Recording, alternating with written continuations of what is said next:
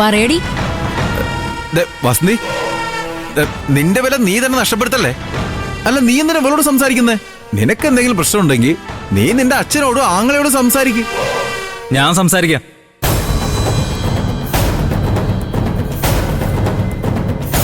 ദേ ഇവിടുന്ന് അകലാനായിട്ട് അനിതേട്ടത്തെയാണ് കാരണമെങ്കിൽ അവൾക്ക് ഇങ്ങോട്ടേക്ക് തിരിച്ചു വരാൻ വേണ്ടി ഏട്ടത്തി സ്വന്തം വീട്ടിലേക്ക് പോവാനും തയ്യാറായിരുന്നു. എന്നാൽ ഞാനത് ദയോട് പറഞ്ഞപ്പോ അവളുടെ മറുപടി എന്തായിരുന്നു അറിയോ? അത് നിങ്ങൾ കേൾക്കണം.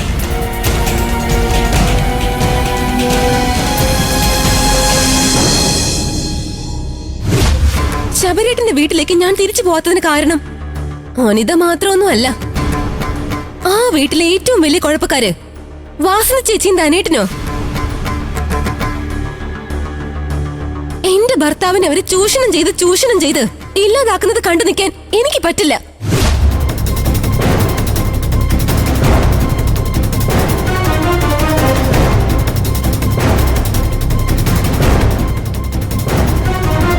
എന്ത് പറയുന്നു? എന്റെ മകളും പരിമകനും ദേഹം ഇങ്ങോട്ട് വരാൻ വേണ്ടിട്ടേ ഈ വീട്ടിൽ നിന്ന് ഒഴിഞ്ഞു പോവോ നിങ്ങൾ രണ്ടുപേരും?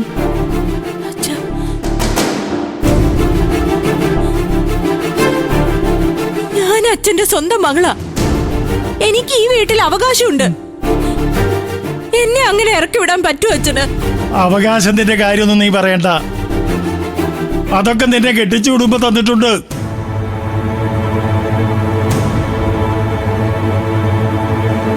അവകാശമൊന്നുമില്ലെങ്കിലും നിങ്ങൾ ആരെയും ഇവിടെ നിന്ന് ഇറക്കി വിടാൻ എനിക്ക് പറ്റത്തില്ല.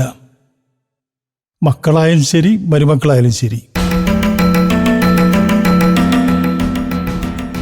എന്റെ കാലം കഴിയുന്നവരെ എല്ലാവരും ഒരുമിച്ചുണ്ടാകണമെന്നാണ് എന്റെ ആഗ്രഹം. പോകുന്നതിനെ കുറിച്ചല്ല, പോയവരെ കൂടി തിരിച്ചു കൊണ്ടുവരുന്നതിനെ കുറിച്ചാ ഇനി എല്ലാവരും ആലോചിക്കേണ്ടത്. എല്ലാവരും.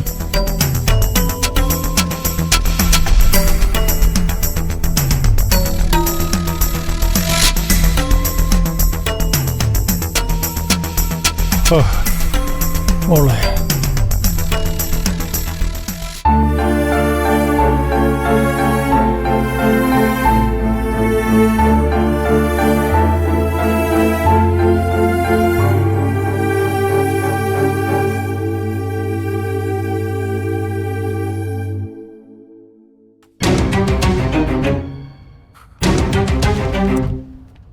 ഇതിപ്പോ ഇടിവെട്ടേറ്റവനെ പാമ്പ് അടിച്ചോലെ ആയിപ്പോയല്ലോ അമ്പിളി.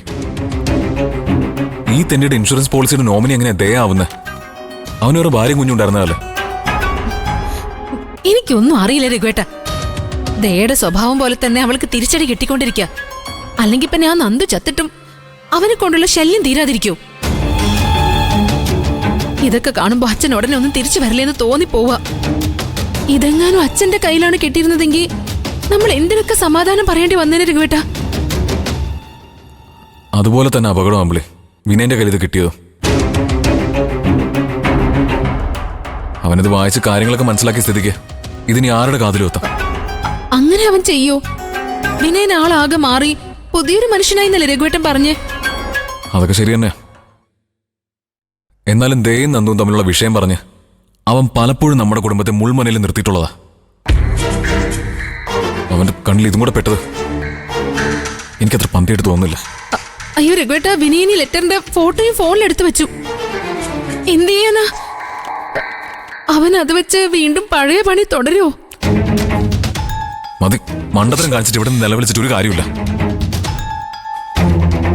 ഇനിയെല്ലാം വരുന്നിടത്ത് വെച്ച് കാണാം.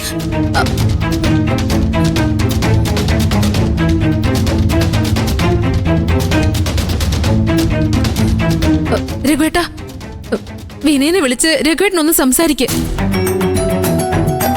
അല്ല, അവൻ ഇരിക്കുമ്പോ തന്നെ ഈ ലെറ്റർ വന്നതിൽ പോലും എനിക്കിപ്പോ സംശയമുണ്ട്. ഇനി അവൻ തന്നെ ആയിരിക്കും രഘുവേട്ട ഇത് അയച്ചത്? ചീരു പറഞ്ഞതുപോലെ എല്ലാം അവന്റെ അഭിനയമാണെങ്കിലോ? ഈ കുടുംബത്തിലേക്ക് നുഴഞ്ഞു കയറാനുള്ള വിനയന്റെ പുതിയ തന്ത്രമാണെങ്കിലോ ഇതൊക്കെ? രഘുവേട്ടൻ ഇപ്പൊ തന്നെ ഒന്ന് അവനെ വിളിക്ക്, ഒന്ന് വിളിക്ക്. വിളിച്ചിട്ട് ഞാൻ അവനോട് എന്താ പറയണ്ടേ?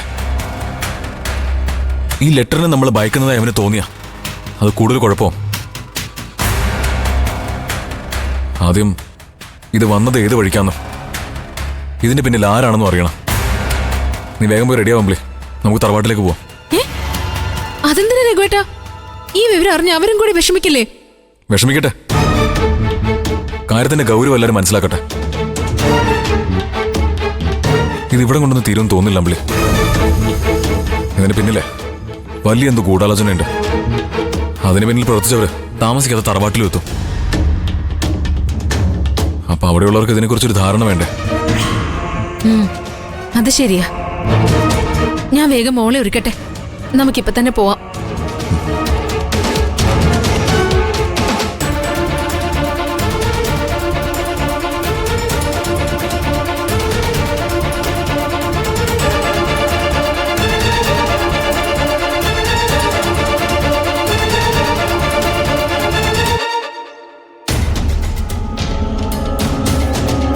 എന്റെ ദൈവമേ, നീ ഈ പറഞ്ഞതൊക്കെ സത്യമാണോ?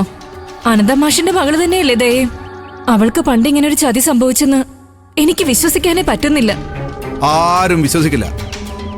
അനന്തം മാഷ് വലിയ ഹരിചന്ദ്രനായിരിക്കും, പക്ഷെ അദ്ദേഹത്തിന് മക്കളാരും വലിയ ശീലാവതിമാരൊന്നും അല്ലെന്ന് എനിക്ക് നേരത്തെ അറിയാമായിരുന്നു. ശബരി ദയയെ കല്യാണം കഴിക്കുന്നതിന് മുമ്പ് അവളെ വേറൊരുത്തൻ രജിസ്റ്റർ മാരേജ് ചെയ്ത് ചതിച്ചതാണെന്ന് നിനക്കറിയാമായിരുന്നു വിനയ?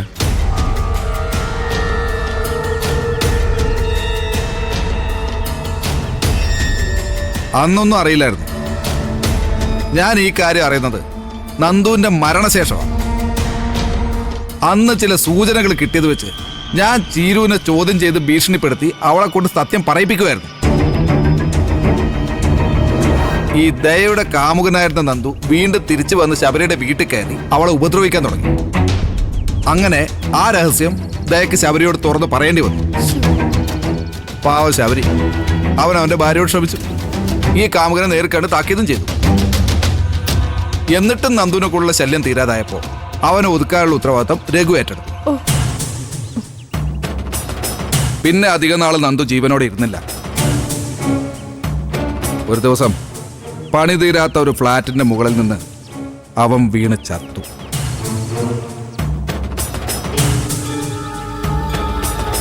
പോലീസിന് ആ മരണത്തിൽ ആദ്യം ചില സംശയങ്ങളൊക്കെ ഉണ്ടായിരുന്നു.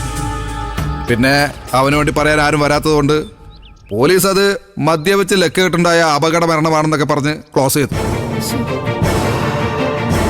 പക്ഷേ ദയയുടെയും ശബരിയുടെയും ലൈഫിൽ നന്ദു ഒരു കരടായി മാറാതിരിക്കാൻ രഘുവാണ് അവനെ ഫ്ലാറ്റിന്റെ മുകളിൽ നിന്നും തള്ളിയിട്ടതെന്ന് ഒരു കിംവദന്തി. എന്താ അമ്മയും മാമനും പേടിച്ചു പോയോ? അനന്തം മാഷിന്റെ മക്കളെക്കുറിച്ചും മരുമക്കളെക്കുറിച്ചും എനിക്കറിയാവുന്ന വേറെ കഥകളുണ്ട്.